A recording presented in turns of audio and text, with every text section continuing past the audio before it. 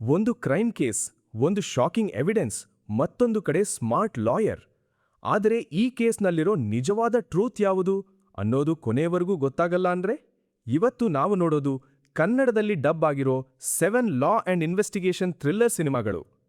ಈ ಸಿನಿಮಾಗಳಲ್ಲಿ ಕೆಲವು ಕೇಸ್ಗಳು ಕೋರ್ಟ್ ರೂಮ್ನಲ್ಲಿ ಮೈಂಡ್ ಗೇಮ್ಸ್ ಆಗಿ ಬದಲಾಗುತ್ತೆ.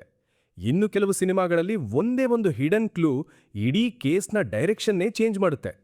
ಮತ್ತೆ ಕೆಲವು ಸ್ಟೋರಿಗಳಲ್ಲಿ ಲಾಯರ್ ಟ್ರೂತ್ ಹುಡುಕೋಕೆ ಹೋದಾಗ ತಾನೇ ಡೇಂಜರಸ್ ಟ್ರಾಪ್ನಲ್ಲಿ ಸಿಕ್ಕಾಕಿಕೊಳ್ತಾನೆ. ಅದರಲ್ಲೂ ಈ ಲಿಸ್ಟ್ನಲ್ಲಿರೋ ಸಿನಿಮಾಗಳಲ್ಲಿ suspense, investigation, court room drama ಮತ್ತು ಅನ್ಎಕ್ಸ್ಪೆಕ್ಟೆಡ್ ಟ್ವಿಸ್ಟ್ಸ್ ಎಲ್ಲವೂ ಇದೆ. ಹಾಗಾಗಿ ಯಾವ ಸಿನಿಮಾವನ್ನು ಸ್ಕಿಪ್ ಮಾಡಬೇಡಿ, ಕೊನೆ ಸಿನಿಮಾ ತನಕ ಇರಿ, ಯಾಕಂದ್ರೆ ಬೆಸ್ಟ್ ಟ್ವಿಸ್ಟ್ ಅಲ್ಲಿದೆ.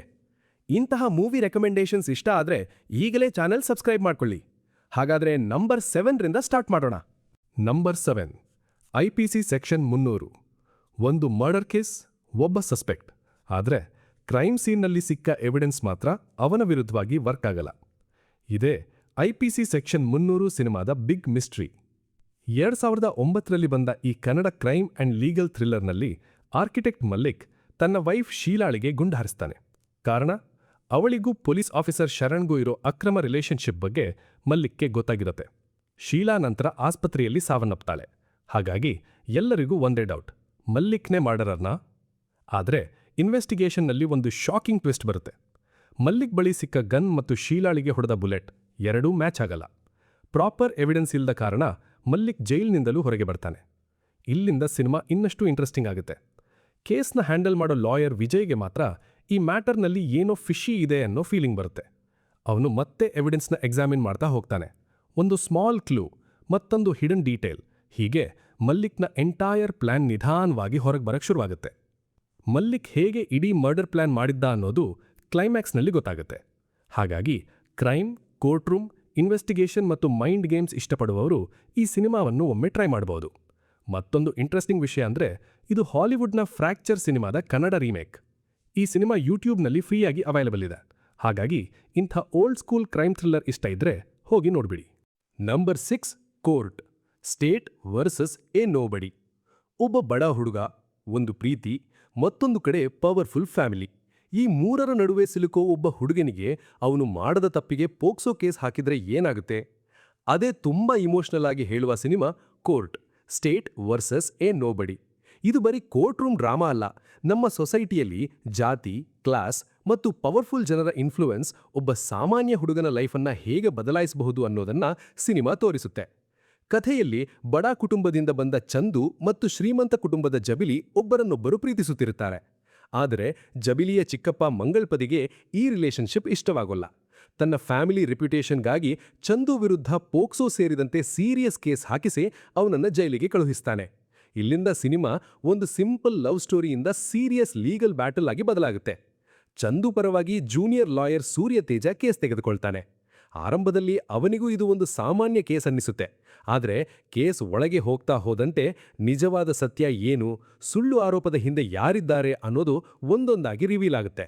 ನನಗೆ ಈ ಸಿನಿಮಾದಲ್ಲಿ ಇಂಟ್ರೆಸ್ಟಿಂಗ್ ಅನ್ನಿಸಿದ್ದು ಕೋರ್ಟ್ ಸೀನ್ಸ್ ಮಾತ್ರವಲ್ಲ, ಸೊಸೈಟಿಯ ಡಬಲ್ ಸ್ಟ್ಯಾಂಡರ್ಡ್ ಮತ್ತು ಪವರ್ ಹೇಗೆ ಕೆಲಸ ಮಾಡುತ್ತೆ ಅನ್ನೋದನ್ನ ತುಂಬಾ ನ್ಯಾಚುರಲ್ ಆಗಿ ತೋರಿಸಿರುವುದು. ಇಮೋಷನ್, ಕೋರ್ಟ್ ರೂಮ್ ಡ್ರಾಮಾ ಮತ್ತು ಸೋಷಿಯಲ್ ಮೆಸೇಜ್ ಇರೋ ಸಿನಿಮಾ ನೋಡಬೇಕು ಅನ್ಸಿದ್ರೆ court, state versus a nobody ಒಮ್ಮೆ ಟ್ರೈ ಮಾಡಬಹುದು. ಈ ಸಿನಿಮಾ ನೆಟ್ಫ್ಲಿಕ್ಸ್ನಲ್ಲಿ ಅವೈಲೇಬಲ್ ಇದೆ. ಹಾಗಾಗಿ ಸಮಯ ಸಿಕ್ಕಾಗ ಖಂಡಿತ ನೋಡಿಬಿಡಿ. ನಂಬರ್ 5, ಮುಖಚಿತ್ರಂ. ಒಬ್ಬ ಪ್ಲಾಸ್ಟಿಕ್ ಸರ್ಜನ್, ಅವನ ವೈಫ್ ಮತ್ತು ಅವನ ಮಾಜಿ ಪ್ರೇಮಿಯ ಮುಖ, ಈ ಮೂರನ್ನೂ ಕನೆಕ್ಟ್ ಮಾಡೋ ಒಂದು ಡಿಸಿಷನ್ ಇಡೀ ಲೈಫ್ನೇ ತಲೆ ಕೆಳಗಾಕ್ಸಿದ್ರೆ ಹೇಗಿರುತ್ತೆ? ಅದೇ ಕಾನ್ಸೆಪ್ಟ್ ಮೇಲೆ ಬಂದಿರೋ ಇಂಟ್ರೆಸ್ಟಿಂಗ್ ಸಿನಿಮಾ ಮುಖಚಿತ್ರಂ. ಕಥೆಯಲ್ಲಿ ಡಾಕ್ಟರ್ ರಾಜ್ಕುಮಾರ್ ಒಬ್ಬ ಸಕ್ಸಸ್ಫುಲ್ ಪ್ಲಾಸ್ಟಿಕ್ ಸರ್ಜನ್. ಅವನು ತನ್ನ ಬಾಲ್ಯದ ಪ್ರೇಮಿ ಮಾಯಾಳನ್ನ ಬಿಟ್ಟು ಸಾಂಪ್ರದಾಯಿಕ ಹಳ್ಳಿಯ ಹುಡುಗಿ ಮಹತಿಯನ್ನು ಮದುವೆಯಾಗ್ತಾನೆ. ಆದರೆ ಮದುವೆಯಾದ ಕೆಲವೇ ದಿನಗಳಲ್ಲಿ ಒಂದು ದೊಡ್ಡ ಅಪಘಾತ ಸಂಭವಿಸುತ್ತೆ. ಈ ಅಪಘಾತದಲ್ಲಿ ಮಹತಿಯ ಮುಖ ಸಂಪೂರ್ಣವಾಗಿ ಡ್ಯಾಮೇಜ್ ಆಗುತ್ತೆ. ಇಲ್ಲಿಂದಲೇ ಸಿನಿಮಾದ ಅಸಲಿ ಟ್ವಿಸ್ಟ್ ಶುರುವಾಗುತ್ತೆ. ತನ್ನ ವೈಫ್ನ ಮುಖವನ್ನ ಸರಿಪಡಿಸಲು ರಾಜ್ಕುಮಾರ್ ಒಂದು ಶಾಕಿಂಗ್ ಡಿಸಿಷನ್ ತೆಗೆದುಕೊಳ್ತಾನೆ. ಅವಳಿಗೆ ತನ್ನ ಮಾಜಿ ಪ್ರೇಮಿ ಮಾಯಾಳ ಮುಖವನ್ನೇ ಸರ್ಜರಿ ಮೂಲಕ ನೀಡ್ತಾನೆ. ಆದರೆ ಒಂದು ಪ್ರಶ್ನೆ, ಒಬ್ಬ ವ್ಯಕ್ತಿಯ ಮುಖವನ್ನ ಮತ್ತೊಬ್ಬರಿಗೆ ಕೊಟ್ರೆ ಅವರ ಐಡೆಂಟಿಟಿ ಏನಾಗುತ್ತೆ? ಈ ಡಿಸಿಷನ್ನಿಂದ ರಾಜ್ಕುಮಾರ್ ಜೀವನದಲ್ಲಿ ಒಂದಾದ ಮೇಲೆ ಒಂದರಂತೆ ಅನಿರೀಕ್ಷಿತ ಪ್ರಾಬ್ಲಮ್ ಶುರುವಾಗ್ತವೆ. ಇದು ಬರೀ ಪ್ಲಾಸ್ಟಿಕ್ ಸರ್ಜರಿ ಕುರಿತ ಸಿನಿಮಾ ಅಲ್ಲ, ಲವ್, ಐಡೆಂಟಿಟಿ, ಎಥಿಕ್ಸ್ ಮತ್ತು ಲೀಗಲ್ ಬ್ಯಾಟಲ್ ಎಲ್ಲವನ್ನೂ ಮಿಕ್ಸ್ ಮಾಡಿ ಕಥೆಯನ್ನ ಮುಂದೆ ತೆಗೆದುಕೊಂಡು ಹೋಗಿದ್ದಾರೆ. ವಿಶೇಷವಾಗಿ ಸೆಕೆಂಡ್ ಹಾಫ್ನಲ್ಲಿ ಕೇಸ್ ಕೋರ್ಟ್ಗೆ ಹೋದ್ಮೇಲೆ ಸಿನಿಮಾ ಇನ್ನಷ್ಟು ಇಂಟ್ರೆಸ್ಟಿಂಗ್ ಆಗುತ್ತೆ. ನಿಜವಾಗಿಯೂ ಮಹತಿಯ ಮುಖದಲ್ಲಿ ಮಾಯಾಳ ಮುಖ ಬಂದಿರೋದು ಸರಿನಾ? ರಾಜ್ಕುಮಾರ್ ತೆಗೆದುಕೊಂಡ ಡಿಸಿಷನ್ ನ್ಯಾಯಯುತನಾ? ಈ ಪ್ರಶ್ನೆಗಳಿಗೆ ಸಿನಿಮಾ ಕೊನೆಯಲ್ಲಿ ಉತ್ತರ ಕೊಡುತ್ತೆ. ಹಾಗಾಗಿ ಸ್ವಲ್ಪ ಡಿಫ್ರೆಂಟ್ ಕಾನ್ಸೆಪ್ಟ್ ಇರೋ ಕೋರ್ಟ್ ರೂಮ್ ಡ್ರಾಮಾ ಮತ್ತು ಸಸ್ಪೆನ್ಸ್ ಇಷ್ಟಪಡೋರು ಈ ಸಿನಿಮಾವನ್ನ ಒಮ್ಮೆ ಟ್ರೈ ಮಾಡಬಹುದು. ಮುಖಚಿತ್ರಂ ಸಿನಿಮಾ ಯೂಟ್ಯೂಬ್ನಲ್ಲಿ ಅವೈಲೇಬಲ್ ಇದೆ. ಹಾಗಾಗಿ ಇಂತಹ ಡಿಫ್ರೆಂಟ್ ಸ್ಟೋರಿ ಇಷ್ಟ ಇದ್ರೆ ಹೋಗಿ ನೋಡ್ಬಿಡಿ. Number 4, Mukundan Unni associates. ಒಬ್ಬ ಲಾಯರ್. ಅವನಿಗೆ ಬೇಕಾಗಿರೋದು ಒಂದೇ ಒಂದು: ಹಣ, ಪವರ್ ಮತ್ತು ಸಕ್ಸೆಸ್. ಆದರೆ ಅದಕ್ಕಾಗಿ ಅವನು ಹಿಡಿಯೋ ದಾರಿ ಮಾತ್ರ ತುಂಬಾ ಡಾರ್ಕ್. ಅದೇ ಕಾನ್ಸೆಪ್ಟ್ನ ಮೇಲೆ ಬಂದಿರುವ ಮಲಯಾಳಂನ dark comedy crime cinema Mukundan Unni Associates. ಕಥೆಯಲ್ಲಿ ಮುಕುಂದನ್ ಉನ್ನಿ ಒಬ್ಬ ಜೂನಿಯರ್ ಲಾಯರ್. ತನ್ನ ವೃತ್ತಿಯಲ್ಲಿ ಸಕ್ಸಸ್ ಆಗಬೇಕು, ಬೇಗನೆ ದೊಡ್ಡ ಹೆಸರು ಮಾಡಬೇಕು ಅನ್ನೋ ಆಸೆ ಅವನಿಗೆ ತುಂಬಾ ಇರುತ್ತೆ. ಆದರೆ ಕೇಸ್ಗಳು ಸಿಗದೇ ಇದ್ದಾಗ ಅವನು ಸ್ಲೋಲಿ ಅನೈತಿಕ ದಾರಿಯನ್ನ ಹಿಡಿಯಲು ಶುರು ಮಾಡ್ತಾನೆ. ಅಪಘಾತಗಳು, ಫೇಕ್ ಇನ್ಶೂರೆನ್ಸ್ ಕ್ಲೇಮ್ಸ್ ಹಾಗೂ ಕೆಲವು ಜನರ ಜೊತೆ ಸೇರಿಕೊಂಡು ಮಾಡೋ ಮೋಸ, ಹೀಗೆ ಒಂದೊಂದೇ ಸ್ಟೆಪ್ ತೆಗೆದುಕೊಳ್ಳುತ್ತಾ ಮುಕುಂದನ್ ಉನ್ನಿ ತನ್ನದೇ ಒಂದು ಸಿಸ್ಟಮ್ ಕ್ರಿಯೇಟ್ ಮಾಡ್ಕೊಳ್ತಾನೆ. ಇಂಟ್ರೆಸ್ಟಿಂಗ್ ಏನಂದ್ರೆ, ಅವನು ಮಾಡೋ ಕೆಲಸಗಳು ತಪ್ಪು ಅಂತ ಗೊತ್ತಿದ್ರೂ ಅವನಿಗೆ ಮಾತ್ರ ಯಾವುದೇ ಗಿಲ್ಟ್ ಅನ್ನೋದೇ ಇರಲ್ಲ.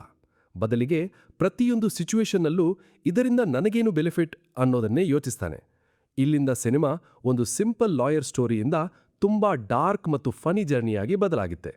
ಮುಕುಂದನ್ ಉನ್ನಿ ಹೇಗೆ ಎಲ್ಲರನ್ನೂ ಮ್ಯಾನಿಪ್ಯುಲೇಟ್ ಮಾಡಿ ಹಣ ಮತ್ತು ಸ್ಟೇಟಸ್ ಗಳಿಸುತ್ತಾನೆ ಅನ್ನೋದನ್ನ ನೋಡೋದೇ ಈ ಸಿನಿಮಾದ ಮೇನ್ ಅಟ್ರಾಕ್ಷನ್. ಇದು ಬರೀ ಕ್ರೈಮ್ ಸಿನಿಮಾ ಅಲ್ಲ, ಹಣ ಮತ್ತು ಸಕ್ಸಸ್ಗಾಗಿ ಮನುಷ್ಯ ಎಷ್ಟು ದೂರ ಹೋಗಬಹುದು ಅನ್ನೋದನ್ನ ಡಾರ್ಕ್ ಹ್ಯೂಮರ್ ಮೂಲಕ ತೋರಿಸಿದ್ದಾರೆ. ಹಾಗಾಗಿ ಡಿಫ್ರೆಂಟ್ ಕಾನ್ಸೆಪ್ಟ್ ಮತ್ತು ಡಾರ್ಕ್ ಕಾಮಿಡಿ ಇಷ್ಟಪಡುವವರು ಈ ಸಿನಿಮಾ ಖಂಡಿತ ಟ್ರೈ ಮಾಡಬಹುದು. ಮುಕುಂದನ್ ಉನ್ನಿ ಅಸೋಸಿಯೇಟ್ಸ್ ಜಿಯೋ ಹಾಟ್ಸ್ಟಾರ್ನಲ್ಲಿ ಅವೈಲೇಬಲ್ ಇದೆ. ಕನ್ನಡ ಆಡಿಯೋ ಇಲ್ಲ, ಆದರೆ ಸಬ್ಟೈಟಲ್ಸ್ ಜೊತೆ ನೋಡಬಹುದು. ಒಮ್ಮೆ ನೋಡಲು ಶುರು ಮಾಡಿದ್ರೆ ಈ ಲಾಯರ್ನ ಮೈಂಡ್ಸೆಟ್ ನಿಮಗೆ ಖಂಡಿತ ಇಂಟ್ರೆಸ್ಟಿಂಗ್ ಅನಿಸುತ್ತೆ. ನಂಬರ್ 3, ನೇರು. ಒಬ್ಬ ದೃಷ್ಟಿಹೀನ ಯುವತಿ, ಒಂದು ಗಂಭೀರ ಕ್ರೈಮ್. ಆದರೆ ಆಕೆ ಆರೋಪಿಯ ಮುಖವನ್ನ ನೋಡೇ ಇಲ್ಲ. ಹಾಗಾದರೆ ಕೋರ್ಟ್ನಲ್ಲಿ ಅವಳು ಅವನನ್ನ ಹೇಗೆ ಗುರುತಿಸ್ತಾಳೆ? ಈ ಪ್ರಶ್ನೆಗೆ ಇಂಟ್ರೆಸ್ಟಿಂಗ್ ಆಗಿ ಉತ್ತರ ಕೊಡೋ ಸಿನಿಮಾ ನೇರು. ಮೋಹನ್ ಲಾಲ್ ನಟನೆಯ ಈ ಮಲಯಾಳಂ ಕೋರ್ಟ್ ರೂಮ್ ಡ್ರಾಮಾವನ್ನು ಜೀತು ಜೋಸೆಫ್ ನಿರ್ದೇಶಿಸಿದ್ದಾರೆ. ಕಥೆಯಲ್ಲಿ ಸಾರಾ ಒಬ್ಬ ದೃಷ್ಟಿಹೀನ ಶಿಲ್ಪಿ.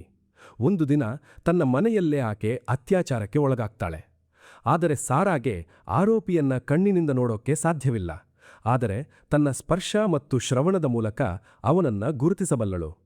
ಅದರ ಜೊತೆಗೆ ತಾನು ಕಲಿತ ಶಿಲ್ಪಕಲೆಯನ್ನ ಬಳಸಿ ಆರೋಪಿಯ ಮುಖದ ಆಕಾರವನ್ನ ಮಣ್ಣಿನಲ್ಲಿ ರೂಪಿಸ್ತಾಳೆ. ಇಲ್ಲಿಂದ ಕೇಸ್ ಇನ್ನಷ್ಟು ಇಂಟ್ರೆಸ್ಟಿಂಗ್ ಆಗುತ್ತೆ. ಸಾರಾ ಪರವಾಗಿ ವಕೀಲ ವಿಜಯ್ ಮೋಹನ್ ಕೇಸ್ ತೆಗೆದುಕೊಳ್ತಾನೆ. ಕೋರ್ಟ್ನಲ್ಲಿ ಎದುರಾಗುವ ಸವಾಲುಗಳು ಮತ್ತು ಎವಿಡೆನ್ಸ್ಗಳನ್ನು ಬಳಸಿ ಸಾರಾ ಹೇಳೋದು ಸತ್ಯ ಅನ್ನೋದನ್ನ ಹೇಗೆ ಸಾಬೀತುಪಡಿಸ್ತಾನೆ ಅನ್ನೋದೇ ಸಿನಿಮಾದ ಮೇನ್ ಹೈಲೈಟ್. ವಿಶೇಷವಾಗಿ ಕೋರ್ಟ್ ರೂಮ್ ಸೀನ್ಸ್ ಮತ್ತು ಕ್ಲೈಮ್ಯಾಕ್ಸ್ ತುಂಬಾ ಇಂಪ್ಯಾಕ್ಟ್ಫುಲ್ ಆಗಿವೆ.